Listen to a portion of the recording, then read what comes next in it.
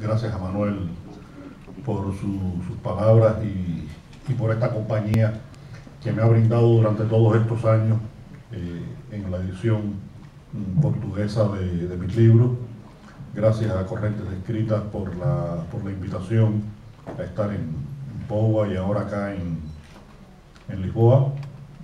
Gracias al Instituto Cervantes y a mi amigo Javier Riollo, que de puro milagro se salvó de no ser el presentador de esta novela hoy, porque le tocó la anterior en España, le tocó El hombre que amaba a los perros, porque del tema que trata El hombre que amaba a los perros, una de las personas que más conoce en el mundo es precisamente Javier Riollo, gracias al trabajo maravilloso que realizó con José Luis López Linares en un documental que les recomiendo que lo busquen, que se llama Asaltar los cielos, en el que dibujaron por primera vez una imagen posible de la figura de Ramón Mercader, cuando Ramón Mercader era totalmente un fantasma. Aquí venimos a hablar de tu libro. Pero bueno, estamos hablando de eso. Y Manuel en su presentación obvió un detalle que es muy importante, no es un detalle, y es que le faltó mencionar un personaje que es capital en esta historia, que es una joven cubana que pertenece a la tribu de los emos, que usan el pelo por la cara, se pintan las uñas, usan los piercing, que se ha perdido, y que gracias a esta pesquisa que hace Mario Conde buscando la historia del cuadro y de por qué aquel judío que había venido de niño a Cuba había salido de Cuba en el año 58 y no en el 59 o en el 60 como la mayoría de los miembros de la comunidad judía cubana, se enreda en la búsqueda de esta muchacha, con lo que trato de hacer una mirada en un sector muy interesante de la sociedad cubana actual, que es una juventud adolescente, muy joven, que de alguna manera provoca algo que humanamente es absolutamente normal.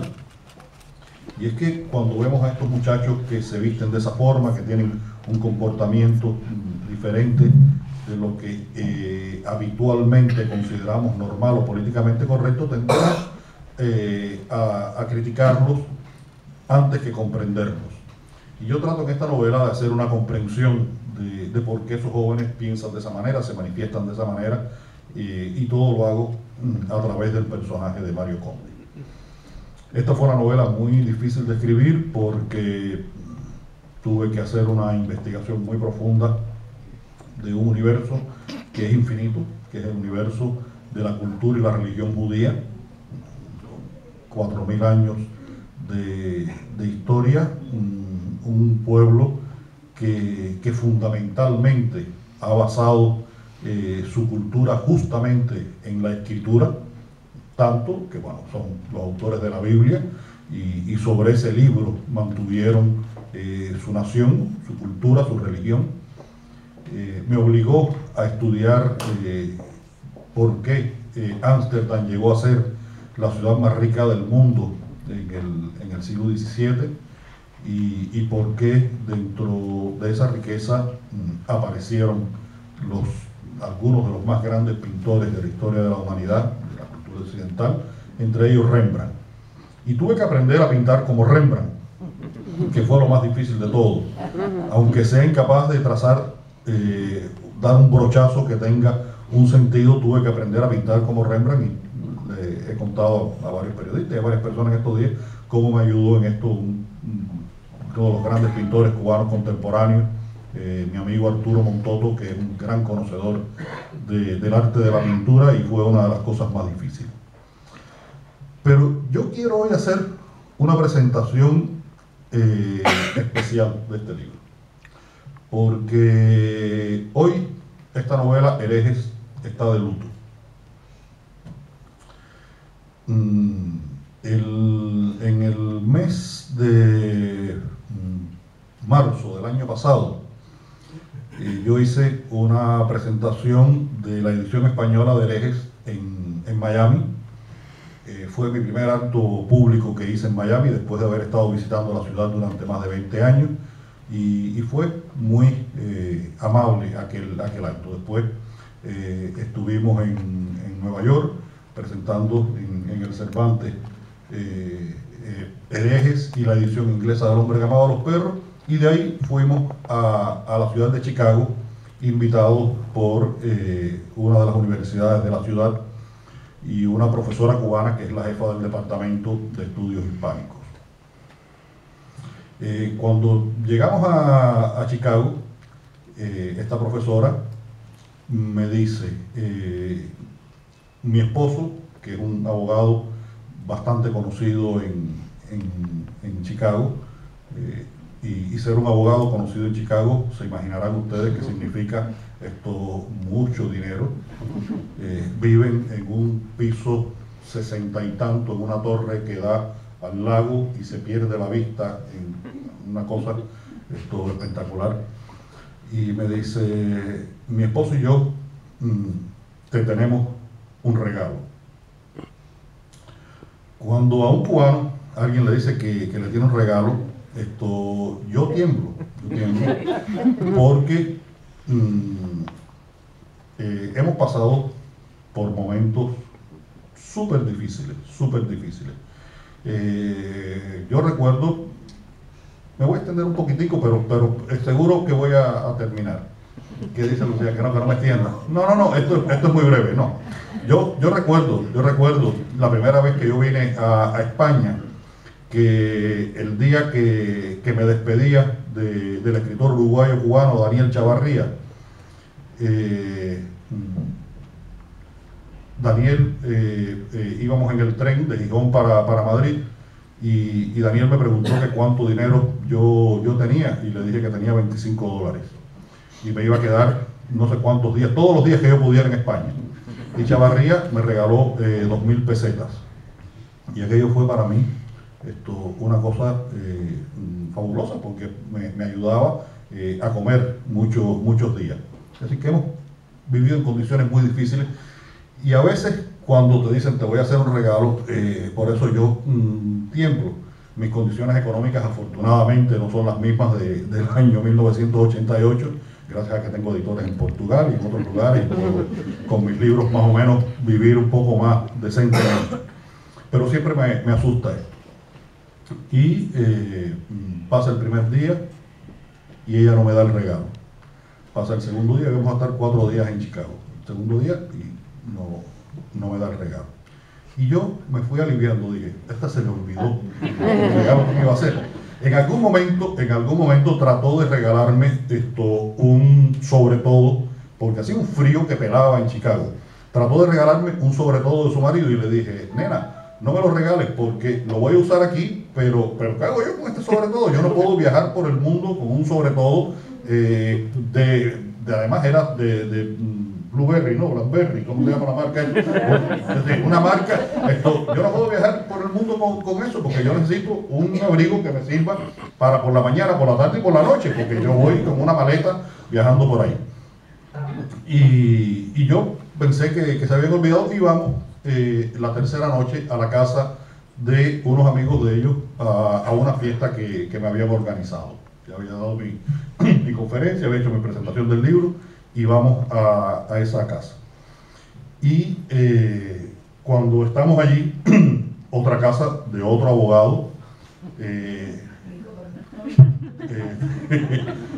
bueno, abogado que come con los Clinton, habla con ellos, se llama por teléfono, ¿cómo estás, Hillary? Bueno, creo que es amigo hasta de Mónica Lewinsky, así que y cuando estamos allí en la fiesta, una reunión de amigos, tomando unos vinos y tal, comiendo unos quesos, una bobería, veo entrar a un señor más o menos de mi estatura, negro, con el pelo blanco y una chaqueta, un jacket de el equipo insignia de béisbol de la ciudad de Chicago, Chicago White Sox. Sox, en blanco aquí. Y cuando yo veo a aquel hombre, digo, no puede ser, no puede ser. Y entonces llamo a Nena y le digo, Nena, ¿qué cosa es esto? Dice, tu regalo. Me había traído a un personaje de mi novela a esa fiesta. Ese hombre se llamaba, murió ayer, y por eso este libro está de luto, Orestes Miñoso. Orestes Miñoso fue una de las glorias del deporte cubano. Fue el primer jugador negro cubano que jugó béisbol en las grandes ligas norteamericanas en el año 49. Fue la gran estrella de Chicago White Sox durante 10-12 años. Tiene uno de los récords más difíciles de igualar en las grandes ligas, y es que jugó en 4 décadas distintas. Jugó en la década del 40, 50, 60 y 70 en las grandes ligas norteamericanas. Y fue un hombre que se convirtió en el ídolo de muchos cubanos, de muchos cubanos. Y fue el ídolo de ese judío niño que llegó a Cuba y que quiso hacerse cubano y aprendió el amor por el béisbol.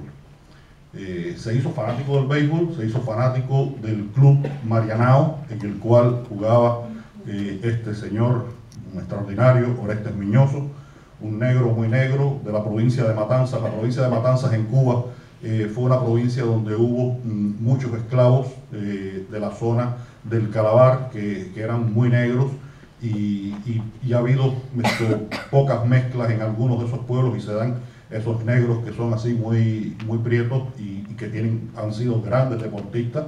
Bueno, uno de los últimos grandes, lo conocen todos, que es Javier Sotomayor, el campeón mundial de salto alto, es de esa zona justamente donde Orestes Miñoso. Sotomayor es más mulatico, ¿no?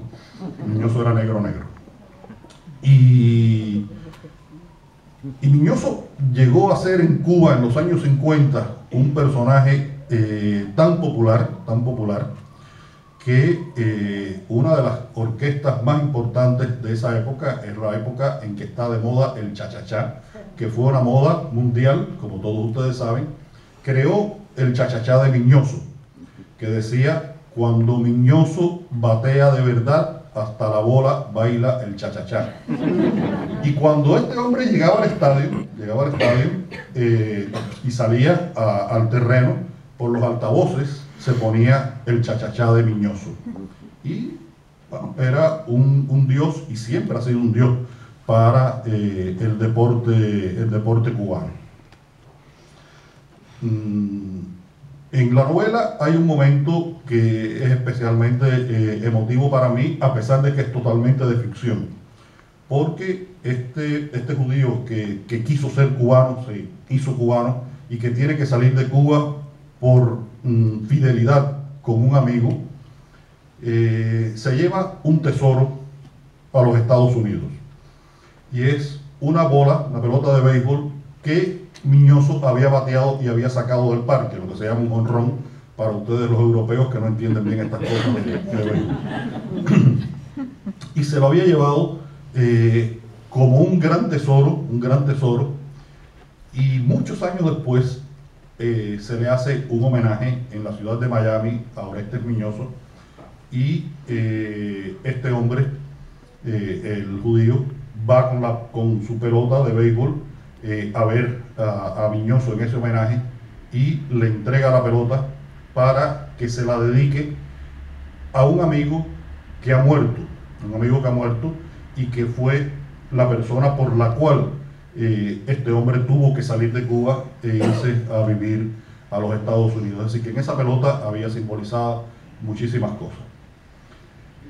Cuando yo estoy en esa fiesta y me dicen, sí, es Miñoso, las piernas me temblaban, sentía una cosa, porque no es normal que un personaje de una novela le salga caminando a uno en un apartamento de un piso 50 en Chicago. Y le digo entonces a esta amiga, pero nena, lo que no te voy a perdonar nunca es que no me hayas dicho qué cosa era, porque tenía que haber comprado una pelota para que Miñoso me la firmara. Y me dijo, no te preocupes, que yo te la compré. Y Nena y su marido me hicieron ese magnífico regalo que no se puede comprar con ningún dinero, no se puede comparar con nada material, que fue poder conocer a Orestes Miñoso, que murió ayer y que es una de las grandes glorias de Cuba. Porque si Manuel decía que yo soy el escritor cubano más importante, eso en Cuba no importa. Eso en Cuba no importa. En Cuba hay dos cosas que son realmente importantes. Una son los jugadores de béisbol y otra cosa son los músicos. La cultura cubana es una cultura de béisbol y de música porque han hecho un aporte a la identidad cubana que yo creo que los escritores no hemos sido capaces de llegar a la altura que han llegado los músicos cubanos y los jugadores de béisbol. Y por eso yo quiero dedicarle esta noche, esta presentación, al gran Orestes Mini Miñoso. Muchas gracias.